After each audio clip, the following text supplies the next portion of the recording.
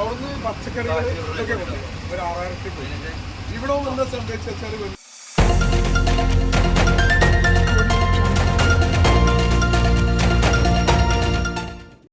എടവണ്ണ വ്യാപാര സ്ഥാപനങ്ങളിൽ വീണ്ടും മോഷണം. ടൗണിലെ 2 സ്ഥാപനങ്ങളിലാണ് മോഷണം നടന്നത്. എടവണ്ണ സൗത്ത് ഇന്ത്യൻ ബാങ്കിന് എതിർവശത്തുള്ള ATK വെജിറ്റബിൾസിലും എടവണ്ണ CPA ജംഗ്ഷനിലുള്ള ക്യൂട്ട് ഫെൻസിയിലുമാണ് മോഷണം നടന്നത്. പച്ചക്കറിക്കടയുടെ പൂട്ടുപൊളിച്ചാണ് മോഷ്ടാവ് അകത്ത് കയറിയത്. ATK വെജിറ്റബിൾസിൽ നിന്ന് പച്ചക്കറികളും മസാലപ്പൊടികളും 6000 രൂപയും നഷ്ടപ്പെട്ടിട്ടുണ്ട്. ക്യൂട്ട് ഫാൻസിയുടെ അകത്തു കയറാൻ മോഷ്ടാവിന് സാധിച്ചിട്ടില്ല. ഫാൻസിയുടെ മുൻഭാഗത്തെ ഗ്ലാസ് തകർക്കാനുള്ള ശ്രമം നടത്തിയിട്ടുണ്ട്.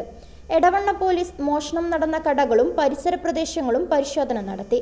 അന്യസംസ്ഥാന തൊഴിലാളികളാണോ എന്ന സംശയത്തെ തുടർന്ന് സമീപത്ത് തൊഴിലാളികൾ താമസിക്കുന്ന ക്വാർട്ടേഴ്സിലും പോലീസ് പരിശോധന നടത്തി.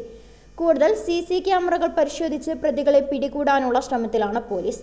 മോഷ്ടാവിനെ ഉടൻ പിടികൂടണമെന്ന് വ്യാപാരി വ്യവസായി ഏകോപന സമിതി എടവണ്ണ യൂണിറ്റ് പ്രസിഡന്റ് പറമ്പൻ ബാപ്പുട്ടി പറഞ്ഞു. മാസങ്ങൾക്ക് മുമ്പും എടവണ്ണയിൽ 7ഓളം സ്ഥാപനങ്ങളിൽ മോഷണം നടന്നിരുന്നു. News bureau, Edavanna.